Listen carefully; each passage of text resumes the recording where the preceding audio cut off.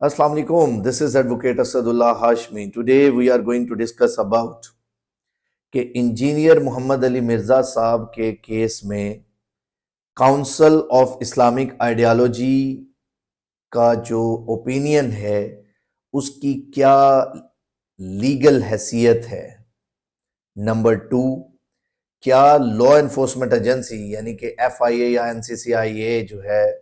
वो इंजीनियर मोहम्मद अली मिर्जा साहब का मैटर जो है वो रेफर कर सकती थी to the council of Islamic ideology for opinion,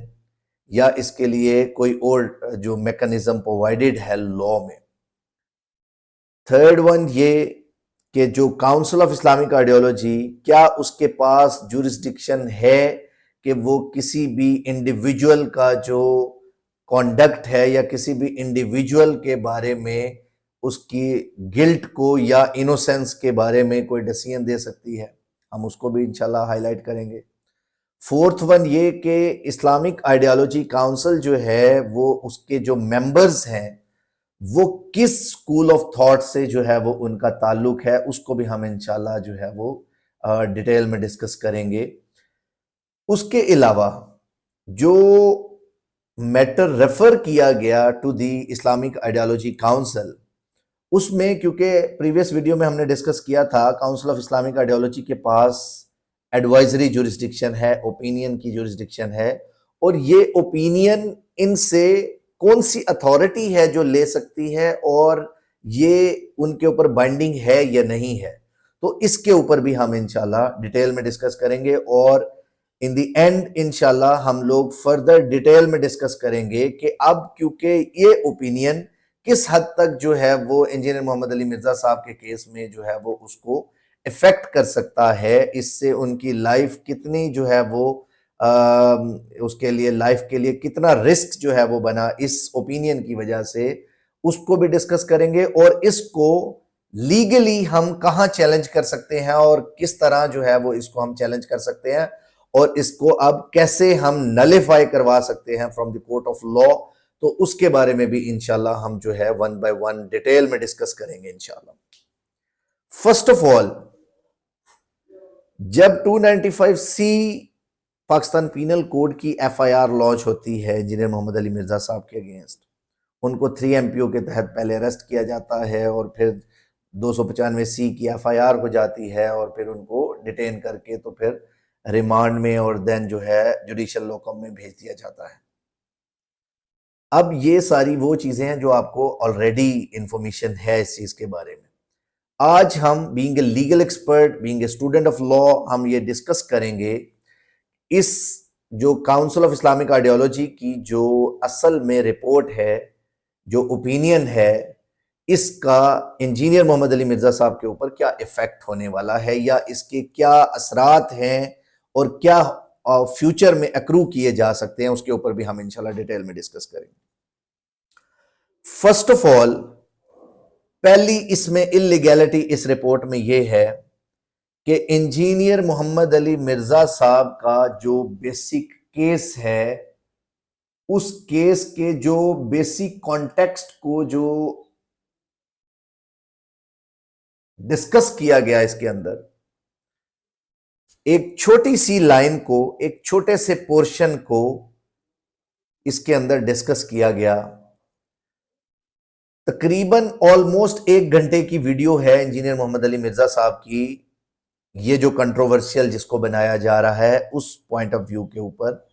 और उस 1 घंटे की रिलीजियस टीचिंग के अंदर उन्होंने डिटेल में डिस्कस किया बहुत सारे इस्लामिक कॉन्सेप्ट्स के बारे में, उनसे क्वेश्चनिंग की जा रही थी और वो उसके आंसर्स दे रहे थे,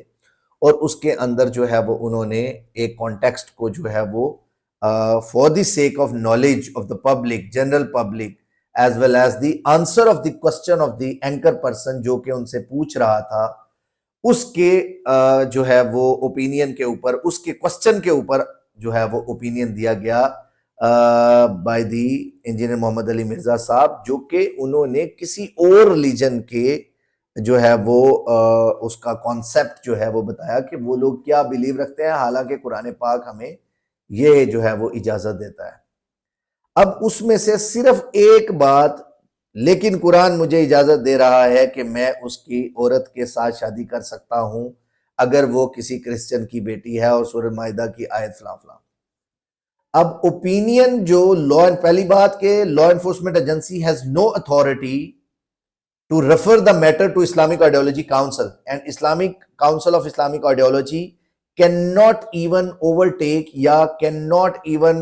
take over the case of any individual और individual dispute जो है उसको टेक ओवर नहीं कर सकती, कि ना ही कोई अथॉरिटी उसको रेफर कर सकती है। टोटल 4 लोग जो हैं, 4 अथॉरिटीज हैं जिस जो लॉ में, कॉन्स्टिट्यूशन ऑफ पाकिस्तान में आर्टिकल 230 ऑफ द कॉन्स्टिट्यूशन में प्रोवाइडेड है कि कौन कौन लोग जो हैं उनसे एडवाइस मांग सकते हैं या किन किन को ये एडवाइस दे सकते हैं। नंबर 1 आपका president of Pakistan, number 2 governors of the provinces, number 3 parliament, number 4 provincial assemblies. इनके अलावा ना वो किसी को एडवाइस कर सकता है और ना ही कोई इनसे एडवाइस ले सकता है। ये एक प्रिंसिपल है जो कि सेटल्ड है कॉन्स्टिट्यूशन में भी और वैसे भी। अब जब ओपिनियन के लिए रेफर कर दिया गया matter to the Islamic ideology council by the law enforcement agency, अब उसमें उन्होंने 295C के बारे में डिटेल जो है वो मांगी कि क्या 295C की कार्रवाई इनके ऊपर बनती है या नहीं। अब उन्होंने 295C की जो मेन कॉन्टेक्स्ट था कि अल्लाह के नबी सल्लल्लाहु अलैहि वसल्लम के बारे में क्रिश्चियंस क्या सोचते हैं या उनकी क्या थिंकिंग है, उसके बारे में ओपिनियन लिया गया। और उसमें इलीगैलिटी कमिट ये हुई काउंसिल ऑफ इस्लामिक आइडियोलॉजी से कि उन्होंने अपनी बायसनेस को इस 2 पेज के लेटर के अंदर, जिसको डसियन का नाम दिया, हालांकि they have an authority just to provide opinion, कि जी बिकॉज उनको एक इस्लामिक स्कॉलर्स की रिप्रेजेंटेशन के लिए कहा जाता है, तो लिहाजा दे वर एक्चुअली प्रिज्यूम्ड कि जी वो जज हैं या किसी हाई कोर्ट या सुप्रीम कोर्ट के जज हैं, और उन्होंने इसको फैसले का जो है वो इसका जो है वो दर्जा दे दिया। अब वो ऊपर लिखते क्या है, मिर्जा मोहम्मद अली इंजीनियर के खिलाफ दर्ज 295C की FIR और उसके कलेमात का हुक्म, और शुरू में लिखा है फैसला बाबत, मतलब दे आर एक्चुअली प्रिटेंडिंग के भाई वो डिसीजन दे रहे हैं just like a high court और supreme court, a court of law, कि जी हम अपना जो है वो इसके ऊपर डिसीजन दे रहे हैं। सेकेंड वन इंपॉर्टेंट चीज ये है कि अगर FIA ने, NCCI ने उनको रेफर किया मैटर फॉर द ओपिनियन, और साथ में 7, 8, 10 जो हैं वो फतवे जो थे वो in the favour of engineer Mohammad Ali Mirza साहब, एलिजिडली जो उन्होंने कहा कि जी 7 उनके ओपिनियन जो है वो उन्होंने फॉरवर्ड किया to the council of Islamic ideology. तो उसको फर्स्ट ऑफ ऑल ये बताया जाए कि काउंसिल ऑफ इस्लामिक आइडियोलॉजी से जिस कॉन्टेक्स्ट में ओपिनियन मांगा गया वो उस कॉन्टेक्स्ट से बाहर जा ही नहीं सकते। फर्स्टली इसका मतलब यह है कि यह डिसीजन वाइड एबनिशो है। वाइड एबनिशो का मतलब होता है रूट ही इसकी इलीगल है, यानी कि ज्यूरिसडिक्शन विदाउट लॉफुल अथॉरिटी, ये उन्होंने डिसीजन दिया। नंबर 3 जो इसके अंदर इलीगैलिटी कमिट की, क्वेश्चन था 295C का, और वो अपने तौर पे डिफरेंट वीडियोस का रेफरेंस देके कि जी डिफरेंट पहले भी जो है ना ये बंदे ने जो है ये कुछ किया है, तो लिहाजा उन्होंने जो है वो इसके अगेंस्ट 295B जो है कुरान पाक की जो है वो बेहुरमती के अंदर भी जो है वो नाउज़बिल्ला इसके अंदर भी जो है वो ये इसका मुर्तकिब होता है। अब मेरा क्वेश्चन ये है कि जब आपसे ओपिनियन किसी एक पर्टिकुलर पॉइंट के लिए मांगा जाए, अब ये ही सेम प्रिंसिपल अमाइकस क्यूराए जो हाई कोर्ट या सुप्रीम कोर्ट के लिए एक्सपर्ट्स बुलाए जाते हैं, या जो QSO में आर्टिकल 59 से ऑनवर्ड जो है वो प्रोवाइडेड है कि कैसे एक्सपर्ट्स ओपिनियन कैसे लिया जाएगा। अब जो कहने का मकसद ये है कि एक्सपर्ट्स ओपिनियन में काउंसिल ऑफ इस्लामिक आइडियोलॉजी एक नॉन बाइंडिंग ओपिनियन है कि आप सिर्फ ओपिनियन लें उनसे कि कुरान और सुन्ना इसके बारे में क्या कहता है। पूरी इस 2 पेज की स्टोरी में जो इन्होंने बनाई, जो कि पढ़ने से फील हो रहा है कि बेसिकली आसिफ अशरफ जलाली साहब का ही बेसिकली लिखा हुआ 2 पेज का जो मरासला था, जो यहां पहुंच गया और फिर उसको जो है वो उन्होंने उसको उसी तरह से एज इट इज जो है वो साइन वगैरह करके जो है वो उसको अनाउंस कर दिया। अब तीसरी इलीगैलिटी इसके अंदर क्या होती है, ये जो मुरासला है इसको आप डिसीजन नहीं कह सकते। फोर्थ वन ये कि अभी मैटर इन्वेस्टिगेशन के दौरान आपको भेजा गया है ओपिनियन के लिए,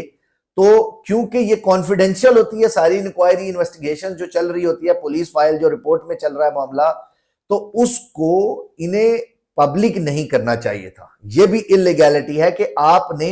जानबूझ के इन्फ्लुएंस करने की कोशिश की है कि आप जजेस और जो लोगों के ओपिनियंस को जो है वो अंडरमाइन करें, उनको जो है वो आप इन्फ्लुएंस करें थ्रू दिस कि जी देखें जी इस्लामिक आइडियोलॉजी काउंसिल ने भी ये कह दिया। अब हम आते हैं नेक्स्ट उसके ऊपर कि इस्लामिक आइडियोलॉजी काउंसिल के जो करंट मेंबर्स हैं, वैसे उसका क्वोरम जो है वो 20 यानी 20 मेंबर्स हैं उनके, और उनमें जो इंपॉर्टेंट बात जो बड़ी एक मेरे नजदीक जो है वो एक बड़ी इंपॉर्टेंट बात है जो कि इसमें मिस नहीं करनी चाहिए, वो क्या है कि लीगल ओपिनियन, जब आप एक किसी भी कॉन्स्टिट्यूशनल अदारे को रिप्रेजेंट कर रहे हैं तो फिर आपको ऑनेस्ट और न्यूट्रल ओपिनियन देना चाहिए, इंस्टेड के आप जो है किसी पर्टिकुलर सेक्ट को, अपने किसी पर्टिकुलर जो है वो क्लास को रिप्रेजेंट करते हुए बाइसनेस दिखाएं और आप उसको जो है वो इनवैलिडेट करने की कोशिश करें। पहला जो इसका जो सबसे इंपॉर्टेंट चीज जो इंपॉर्टेंट है, क्योंकि इंजीनियर मोहम्मद अली मिर्जा साहब की मैंने बहुत सारी वीडियोस देखी, उनमें मोस्ट ऑफ द टाइम उन वीडियोस में, ज्यादातर वीडियोस में ब्रेलवी स्कूल ऑफ थॉट के जो कॉन्सेप्ट्स हैं उसको उन्होंने एंटी इस्लामिक डिक्लेयर किया, जैसे मकबरों से मांगना, पीरों से मांगना, दरबारों पे जाके माथे टेकना और बहुत सारी चीजों को उन्होंने बिदात और एंटी इस्लामिक और बहुत कुछ डिक्लेयर किया। अब हो क्या रहा है कि जो बंदा ब्रेलवी स्कूल ऑफ थॉट को गलत कह रहा है कि उनके कुछ कॉन्सेप्ट्स जो हैं वो गलत हैं, कुछ नहीं बहुत सारे कॉन्सेप्ट्स जो गलत कह रहा है उनको, यानी इनडायरेक्टली उनको फॉर एग्जांपल क्रिटिसाइज कर रहा है, आप उस शख्स के अगेंस्ट फतवा किन से ले रहे हैं, काउंसिल ऑफ इस्लामिक आइडियोलॉजी का रिप्रेजेंट किससे करा रहे हैं, सारे almost Barelvi school of thought से। अब मैं आपको बताता हूं जो मेंबर्स जिन्होंने ये सिग्नेचर किए, 20 मेंबर्स के मैक्सिमम जो मेंबर्स होते हैं, उनमें जो सबसे पहली बात जो चेयरमैन है डॉक्टर रागिब हुसैन नईमी साहब जो है chairman council of Islamic ideology, Naimi school जो है उसको चलाते हैं लाहौर में और ब्रेलवी स्कूल ऑफ थॉट से उनका ताल्लुक है। अब ब्रेलवी स्कूल ऑफ थॉट के इसका मतलब क्या है, आसिफ अशरफ जलाली साहब के वर्ड्स रिफ्लेक्ट हो रहे हैं इस जो दो पेज का मरासला है उसमें। तो ब्रेलवी स्कूल ऑफ थॉट तो पहले से ही इंजीनियर मोहम्मद अली मिर्जा साहब के साथ नफरत, बुगज और उसमें पता नहीं कहां तक पहुंचे हुए हैं, और मैंने बहुत सारे लोगों को मेंबर पे बैठ के उनको गाली गलोच और बहुत कुछ कहते हुए, नाम बिगाड़ते हुए और बहुत कुछ देखा, और नाम बिगाड़ने का जो रिफ्लेक्शन है वो इस मरासले में भी हमें जो है वो नजर आता है कि कहीं पे मिर्जा इंजीनियर लिखा हुआ है, कहीं पे इंजीनियर मिर्जा लिखा हुआ है, कहीं कुछ लिखा हुआ है, तो एक ओरिजिनल करेक्ट नेम नहीं लिखा इस मुरासले में, जो कि एक मेरे नजदीक जो है वो इनफॉर्मल लैंग्वेज जो है वो कंसीडर की जाती है इन कोर्ट ऑफ लॉ भी और as well as in any other forum, कि आप किसी एक शख्स के बारे में बीइंग ए जज एक बात कर रहे हैं, बीइंग ए एडवाइजरी बॉडी एक बात कर रहे हैं, और आप उसको जो है वो खुद से इंसल्टिंग वे में जो है वो डिफेम करने की कोशिश भी कर रहे हैं। चेयरमैन जो काउंसिल ऑफ इस्लामिक आइडियोलॉजी जो है नईमी साहब, नईमी स्कूल चला रहे हैं जामिया नईमिया जो है वो लाहौर में, और ब्रेलवी स्कूल ऑफ थॉट से इनका ताल्लुक है। नंबर 2, सेकेंड वन जो इनके साथ जो है साहिबजादा पीर खालिद सुल्तान कादरी साहब जो हैं, उनका ताल्लुक किससे है, ब्रेलवी स्कूल ऑफ थॉट से, और वही कादरी लाइनेज जो है वो सारे जो ब्रेलवी स्कूल ऑफ थॉट के जो लोग हैं वो सारे जो हैं वो यानी इनका ताल्लुक भी बरेलवी स्कूल ऑफ थॉट से है। फिर उसके बाद आप नेक्स्ट आ जाएं, डॉक्टर उजैर महमूद अल अजहरी जो हैं, वो बेसिकली उनका भी ताल्लुक बरेलवी स्कूल ऑफ थॉट से है। ये इंपॉर्टेंट बात है कि ये क्वेश्चन ऑफ बायस जो है वो उसको डिटरमिन करता है, ये भी बरेलवी स्कूल ऑफ थॉट से है। फिर उसके बाद नेक्स्ट जो है पीर शमसुर रहमान मशहदी जो है, उनका ताल्लुक भी बरेलवी स्कूल ऑफ थॉट से है। वो सूफियाए कराम और उनके ऊपर जो इंजीनियर मोहम्मद अली मिर्जा साहब जो है वो क्रिटिसाइज करते थे, तो इनका ताल्लुक भी बरेलवी स्कूल ऑफ थॉट से है। उसके बाद प्रोफेसर डॉक्टर मुफ्ती इंतखाब अहमद जो है, इनका ताल्लुक अहले हदीस स्कॉलर उससे है, और उनके बारे में भी जो है वो इंजीनियर मोहम्मद अली मिर्जा साहब जो है वो बहुत सारा क्रिटिसाइज कर चुके हैं। इसके बाद एक और हाफिज ताहिर अशरफी साहब जो है, ताहिर महमूद अशरफी साहब, उनका ताल्लुक भी बरेलवी स्कूल ऑफ थॉट के बड़े उलमा में, पॉलिटिकल उलमा में शामिल होता है। तो वो भी उनके जो है वो मेन स्ट्रीम जो है वो सुन्नी स्कूल को जो है वो रिप्रेजेंट करते हैं, जिनको इंजीनियर मोहम्मद अली मिर्जा साहब जो है वो क्रिटिसाइज करते रहे हैं सारे। उसमें कुरान और सुन्ना की रोशनी में हर उनके जो एक्ट्स हैं, कॉन्डक्ट्स हैं, उनको जो है वो शुरू से क्रिटिसाइज करते रहे हैं, और उनको एंटी इस्लामिक और बिदात और बहुत कुछ जो है वो उन्होंने उसको नाम दिया। नेक्स्ट जो है साहिबजादा हाफिज मोहम्मद अमजद, इनका ताल्लुक किससे है? बरेलवी स्कूल ऑफ थॉट से। और उसके अलावा आप आ जाएं, नेक्स्ट जो है सैयद सईदुल हसन और सैयद अतीकुर रहमान जो है, इनका ताल्लुक जो है वो शिया स्कूल ऑफ थॉट से है। तो अब क्योंकि ये मोस्ट ऑफ द टाइम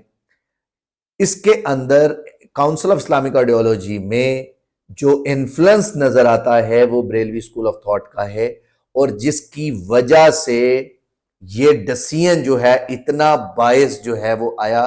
कि उन्होंने जो है वो मेन कॉन्टेक्स्ट को ही बदल दिया। यानी आप से कोई बंदा यूं समझ लें कि मैं पूछने आया कि फॉर एग्जांपल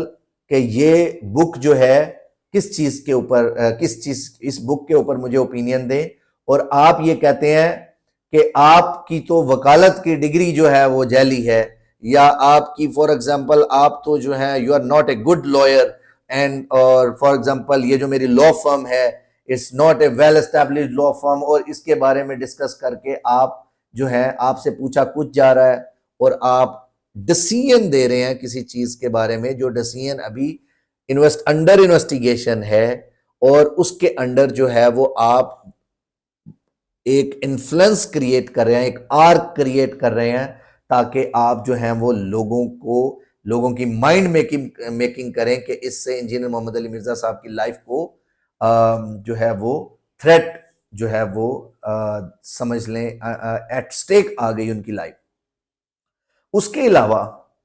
अगर आपने अभी किसी क्रिश्चियन से ओपिनियन लिया ही नहीं कि क्या उनकी किताबों में, क्या उनकी जो है वो मामलात में ये जो इंजीनियर साहब के रिमार्क्स हैं जो उन्होंने उनके क्रिश्चियंस का ओपिनियन देते हुए जो है वो ये डिस्कस किया, तो जब आपने उनका ओपिनियन ही नहीं लिया, ना उनकी बुक्स को जो है वो रेफर किया, ना पढ़ा, ना देखा, तो आप कैसे कंक्लूजन पे पहुंच गए? मैं इसको आपको बताता हूं कि इसमें हुआ ये है कि आज मोहम्मद अली इंजीनियर मिर्जा जो हैं, उनकी आज बेल पिटीशन जो है वो कोर्ट ऑफ लॉ में थी, इसलिए कल शाम को लेट नाइट जो है वो इन्होंने वो डिसीजन जो है वो इशू किया कि ये बेल को इन्फ्लुएंस किया जाए, और उसको जो है वो ये ओपिनियन पब्लिक करके जो है वो आप जो है वो इन द माइंड ऑफ ए जज जो है वो एक कॉन्टेक्स्ट क्रिएट करें कि ये जो है अदरवाइज भी जो है ये गुस्ताख है और ये वो। तो आपने जो है वो अपनी जुरिस्डिक्शन से एक्सेसिव जुरिस्डिक्शन एक्सरसाइज की, इलीगैलिटी कमिट की। इंजीनियर मोहम्मद अली मिर्जा के केस में आपके पास अथॉरिटी नहीं थी, लेकिन आपने बियॉन्ड योर अथॉरिटी जाके जो है वो ये ओपिनियन दिया ताकि आप उनको पर्सनली टारगेट कर सकें। तो बरेलवी स्कूल ऑफ थॉट से तो पहले ही उनके कॉन्फ्लिक्ट्स और वो मामला चल रहे हैं, और आप रिप्रेजेंटेशन ही उनसे करवा रहे हैं, और चेयरमैन साहब ही बरेलवी स्कूल ऑफ थॉट के लीडर हैं, और वो जो है एज ऑब्वियसली उनसे फिर क्या एक्सपेक्ट किया जा सकता है। अब मेरी उनकी उनकी जो है वो कुछ, मैंने बहुत सारी बुक्स मुझ तक पहुंची जो क्रिश्चियन स्कूल ऑफ थॉट की जो मेन स्ट्रीम बुक्स हैं, उनकी तकरीबन 15-20 के करीब जो हैं वो बुक्स हैं, बहुत सारे रिसर्च आर्टिकल्स हैं जिसमें वो सारी चीजें प्रोवाइडेड हैं, और जो at the time of trial court में पेश किए जाएंगे और उसके अकॉर्डिंगली जो है वो कोर्ट ऑफ लॉ फैसला करेगा। तो इन इन शॉर्ट आप ये समझें कि काउंसिल ऑफ इस्लामिक आइडियोलॉजी के इस जो बायस्ड डिसीजन को, जिसको वो डिसीजन का नाम दे रहे हैं, it was actually an opinion asked by a law enforcement authority, जो कि वो नहीं मांग सकते थे और ना ही ये डिसीजन दे सकते थे इस चीज के बारे में कि वो एक पर्टिकुलर सेक्ट को सिर्फ जो है रिप्रेजेंट कर रहे हैं और उसके अलावा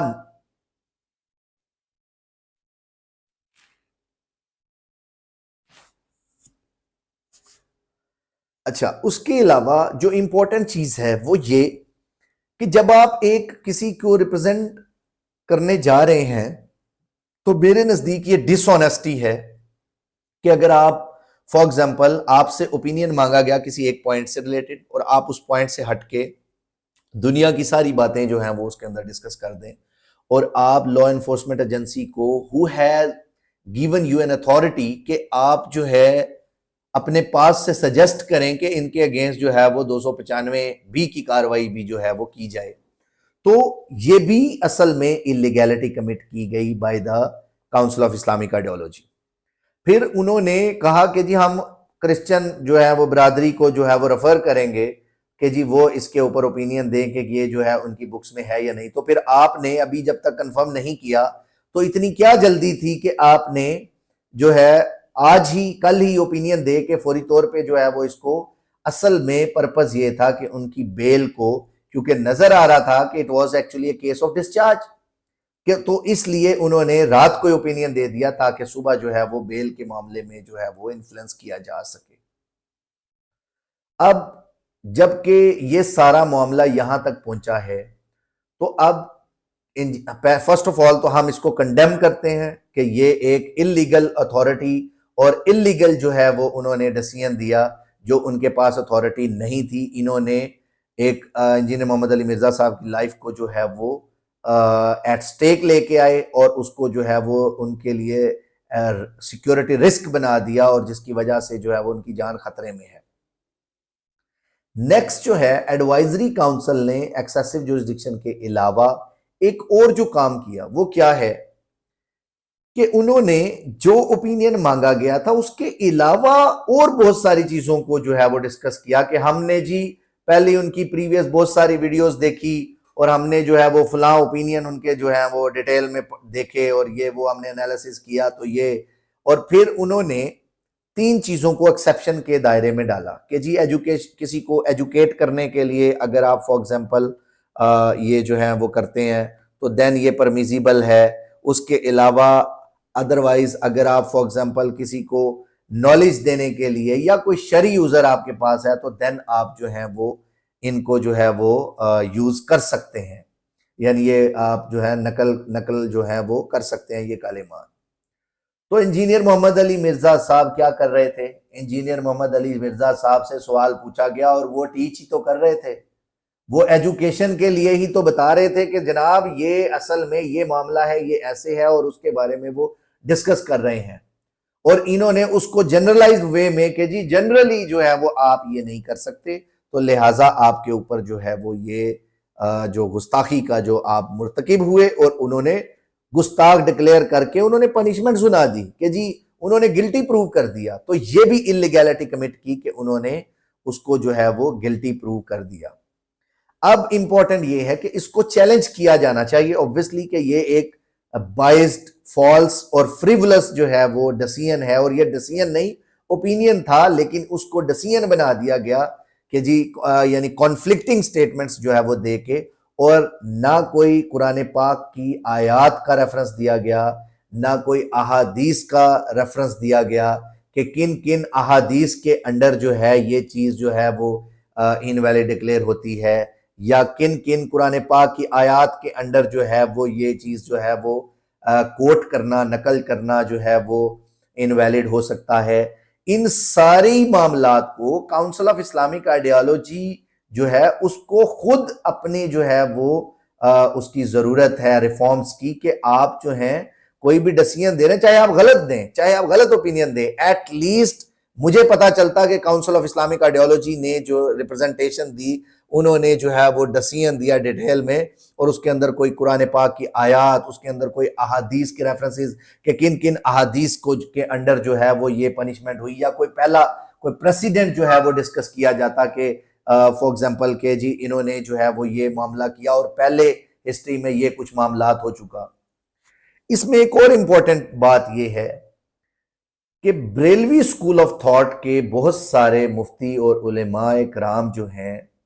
वो इंजीनियर साहब से बुग़्ज़ में, नफरत में इतना आगे चले गए हैं कि वो क्रिश्चियन कम्युनिटी और उनके रिलीजन को खुद डिफेंड करना शुरू हो गए। यानी कहने का मकसद ये है कि जो क्रिश्चियन कम्युनिटी है उनके जो भी बिलीव्स हैं, व्हाटएवर जो भी उनकी बुक्स में रिटन है, नौज़बिल्ला इतनी गुस्ताखी या इतनी जो है वो अपना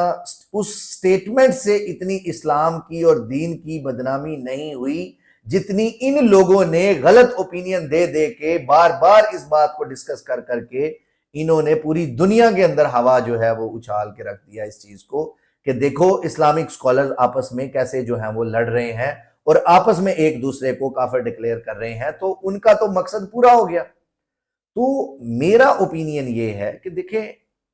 इर्रेस्पेक्टिव ऑफ दैट कि आप जिस भी सेक्ट से हैं, जब आपसे मशवरा लिया जाए तो मशवरा एक अमानत है जिसके बारे में अल्लाह ने पूछना है। तो आप अगर ओपिनियन दे रहे हैं तो आप अगर सही ओपिनियन नहीं दे सकते तो आप माजरत कर लें कि जी मैं क्योंकि इन्फ्लुएंस्ड हूं, मेरे तो खिलाफ उन्हें 100 बातें की हुई हैं, तो लिहाजा आप ऐसा करें कि मैं मुझे जो है इस कमीशन में से इस जो है वो इस डिसीजन में से मुझे निकाल दिया जाए। तो आपने उसके ऊपर जो है वो अनाउंस कर दिया डिसीजन, उनका गिल्ट प्रूव कर दिया कि जी आप कह रहे हैं जी वो गिल्टी है और ये वो एटसेट्रा। तो जो क्रिश्चियंस का बिलीव है आप उनको देखें,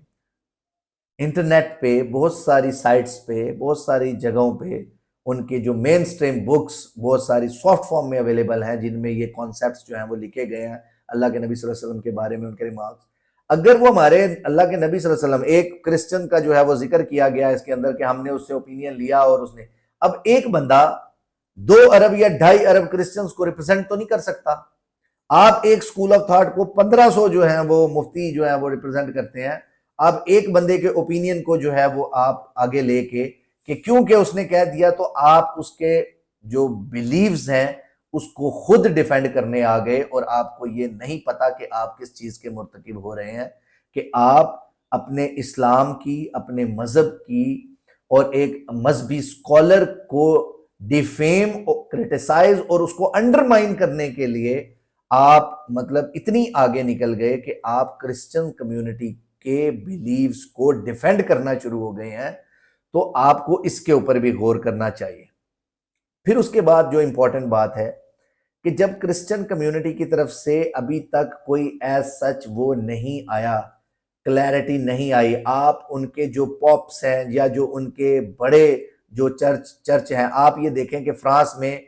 आए दिन कोई ना कोई जो है वो वहां पे मुस्लिम्स के अगेंस्ट जो है वो कोई ना कोई उन्होंने कोई बुक, कोई ना कोई फिल्म, कोई ना कोई हजूर सल्लल्लाहु अलैहि वसल्लम के अगेंस्ट जो है वो कोई ना कोई प्रोपेगेंडा जो है वो करते रहते हैं। तो आप जितने लोग इस चीज के अंदर बिना इस्लामिक प्रिंसिपल को फॉलो किए ये मामलात को आगे चलाते जा रहे हैं सिर्फ अना और जिद और नफरत में, वो सब लोग इसके मुर्तकिब होते जा रहे हैं।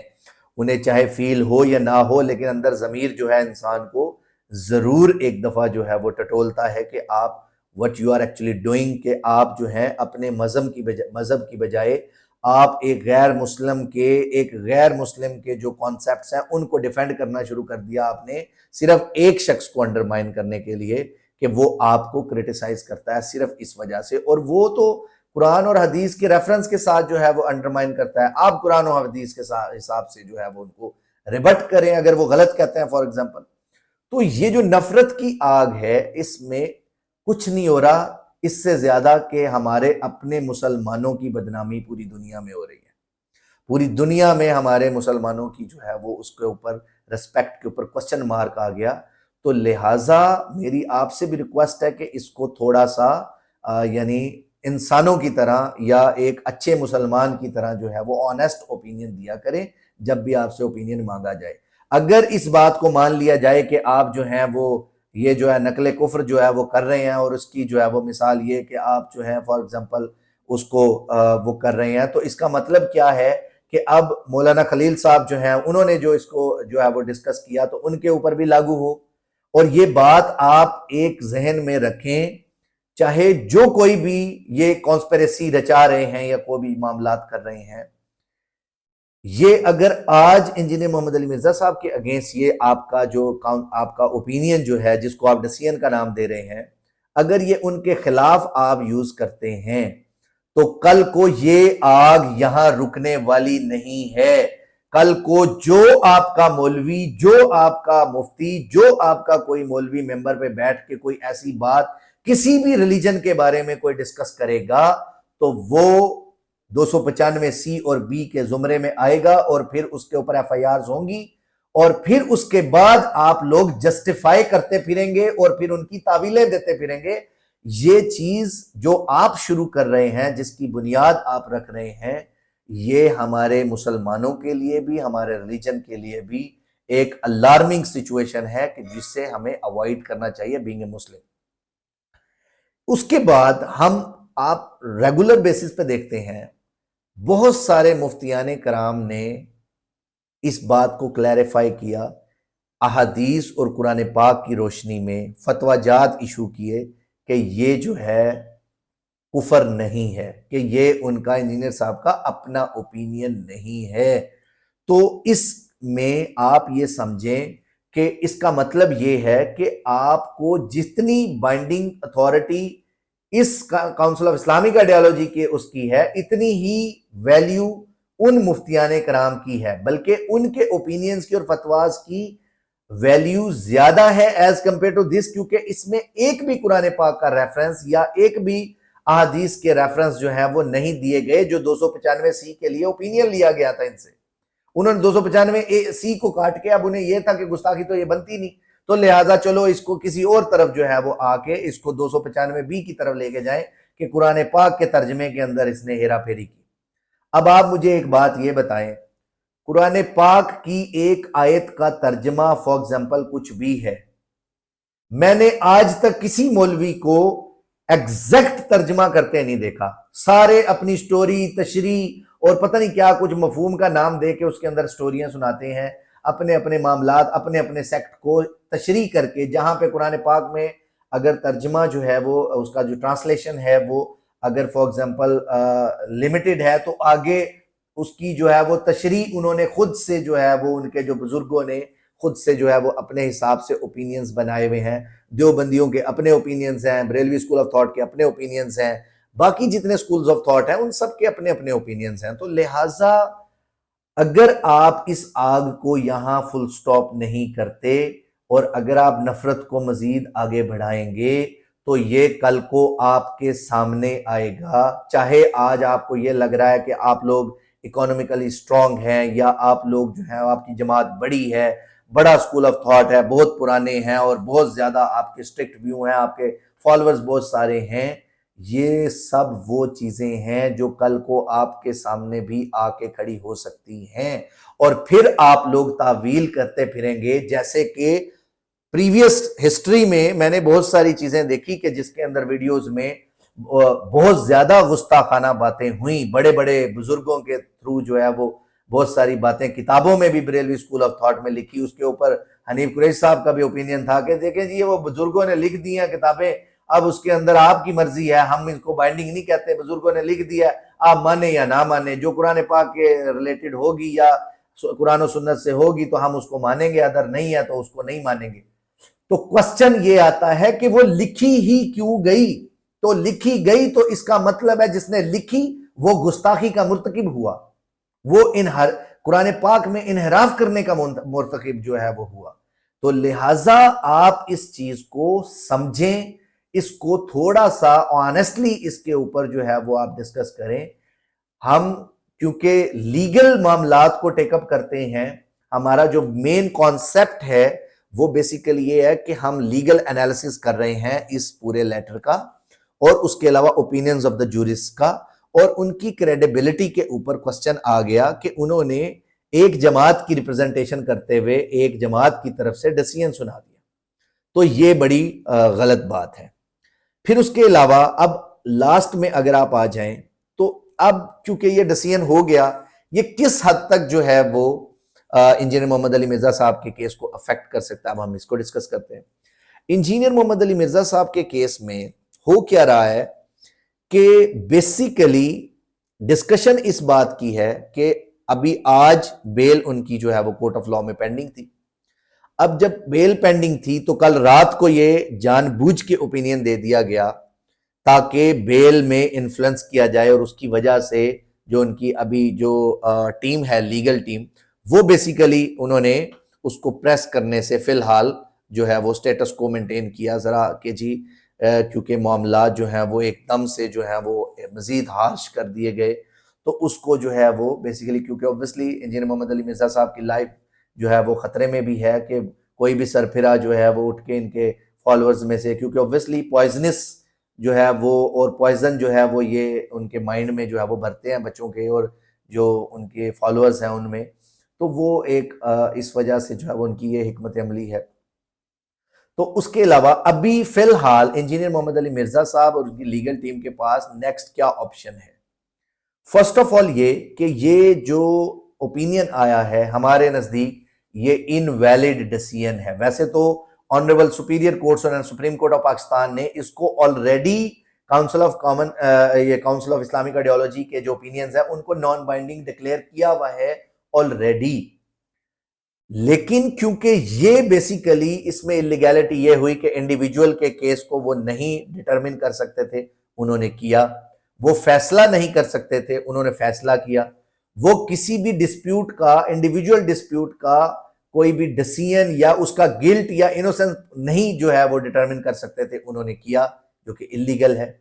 फिर उसके बाद उन्होंने बगैर कुरान पाक और बगैर अहादीस के रेफरेंस दिए डिसीजन दिया जो कि बाइस्ड है, वो भी जो है वो इनवैलिड होता है। फिर उसके बाद इसकी जो रिप्रेजेंटेशन है उसी क्लास ऑफ पर्सन ने की जो कि बरेलवी स्कूल ऑफ थॉट है, जो क्रिटिसाइज ऑलरेडी किए जाते हैं by the engineer Mohammad Ali Mirza साहब, और वो लोग इंजीनियर मोहम्मद अली मिर्जा साहब के अगेंस्ट नफरत और बाइसनेस और जो है वो बुगज रखते हैं। तो इसकी वजह से ये जो ओपिनियन है इसकी वैल्यू लॉ में जीरो है। फिर उसके अलावा इन्वेस्टिगेशन के दौरान ये ओपिनियन डिसीजन दे देना ये जजेस के ओपिनियन को भी जो है वो अंडरमाइन कर सकता है, इसलिए इसको नलिफाई होना भी जरूरी है। तो अभी क्योंकि और फिर क्रिश्चियन कम्युनिटी से, जो क्रिश्चियन कम्युनिटी के जो लीडर्स हैं, उनके जो बुक्स हैं, उनकी जो लाइब्रेरीज हैं, उनसे अभी तक कंसल्ट नहीं किया गया, उससे पहले ही उन्होंने डिसीजन दे दिया। क्वेश्चन ही तो ये था कि whatever the engineer Mohammad Ali Mirza statement was कि उसको जो है क्या वो क्रिश्चियंस के ओपिनियन है या नहीं, ये क्वेश्चन था। और आपने इसको जो है वो किसी और एंगल से लेके उसका ट्विस्ट दे दिया ताकि इसको जो है वो मजीद जो है वो लस्सी बनाया जाए, इसको मजीद जो है वो बढ़ाया जाए इस आग को। तो इस चीज ये जो है वो अनफेयर है। फिर इसके बाद अभी इंजीनियर मोहम्मद अली मिर्जा साहब की जो लीगल टीम है उनसे मेरी रिक्वेस्ट है कि देखें इस चीज को माइंड में रखें कि अभी ये हालांकि ये एडवाइजिंग जो है वो एडवाइजरी जो अथॉरिटी है इनके पास जस्ट इस ओपिनियन की वैल्यू नहीं है, लेकिन क्योंकि ये प्रिंसिपल ऑफ बायस पे,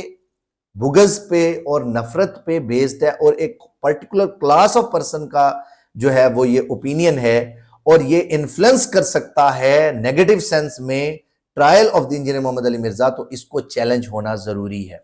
तो क्वेश्चन ये आता है कि इंजीनियर मोहम्मद अली मिर्जा साहब के पास अभी लीगल रेमेडीज क्या हैं। फर्स्ट ऑफ ऑल पहली लीगल रेमेडी ये है कि इस ओपिनियन को, इस जो जिसको डिसीजन का नाम दे रहे हैं, इसको ऑनरेबल हाई कोर्ट में under article 199 of the constitution इसको चैलेंज किया जाए। चैलेंज, अब देखो चैलेंज भी क्या कि इसको डिक्लेयर किया जाए नल एंड वॉइड इस ओपिनियन को, और इसकी वैल्यू जो है वो इसको जीरो हो जाएगी।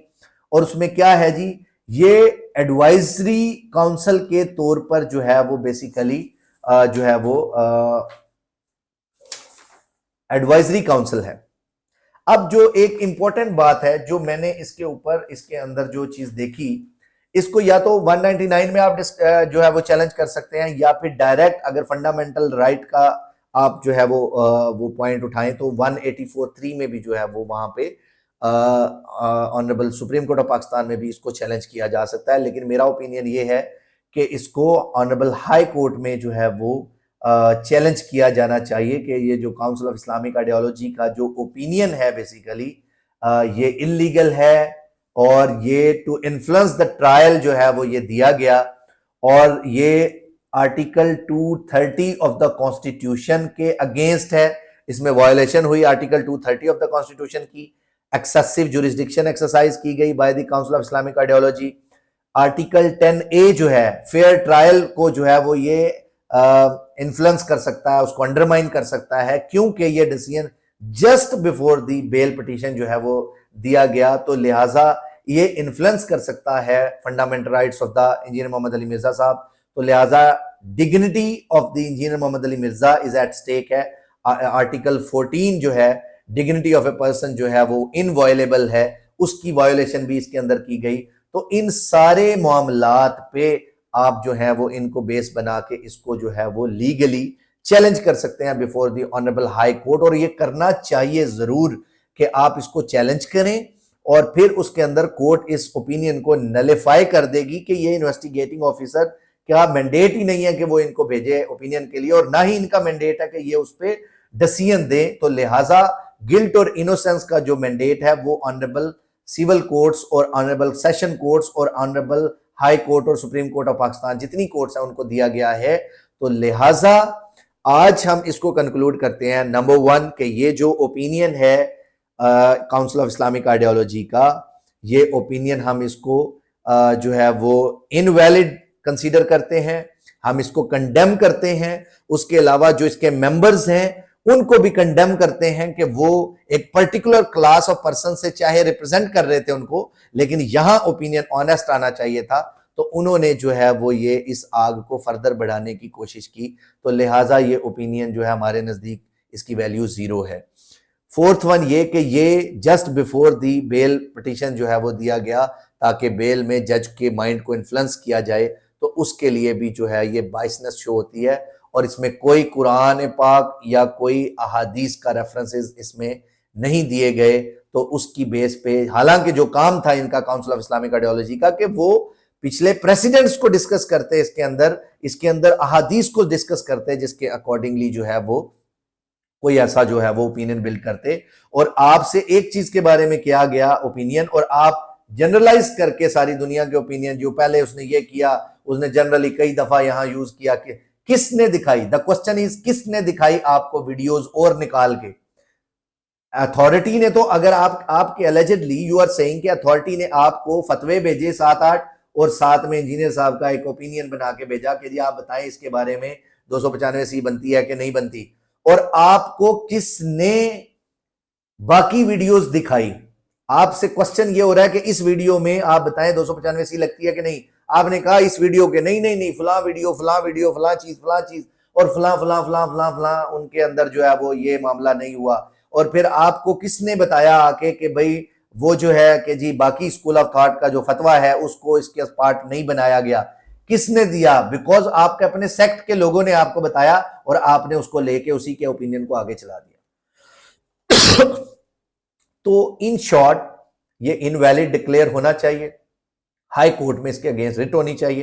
कि ये इसको जो है वो इसके इफेक्ट को और इसको नलिफाइड डिक्लेयर किया जाए, इनइफेक्टिव डिक्लेयर किया जाए कि इससे इन्वेस्टिगेशन और कोर्ट के जो प्रोसीडिंग और ट्रायल है उसको इन्फ्लुएंस ना किया जाए, और इससे आर्टिकल 10A वायोलेट हुआ, आर्टिकल 14 वायोलेट हुआ, article 230 of the constitution violet हुआ, जो ये कहता है कि president, governors, parliament and provincial assembly सिर्फ उनसे जो है वो एडवाइस मांग सकते हैं, और वो एडवाइस नॉन बाइंडिंग है। तो इसलिए इसको नॉन बाइंडिंग डिक्लेयर किया जाए और साथ में इसको इनइफेक्टिव एंड इलीगल डिक्लेयर किया जाए, ये बहुत जरूरी है और इसमें डिले नहीं होना चाहिए। ये मेरी हम्बल रिक्वेस्ट है जो इंजीनियर मोहम्मद अली मिर्जा साहब के जो है वो केस को प्रॉपरली लीड कर रहे हैं उनके लिए। Thank you so much. Allah Hafiz.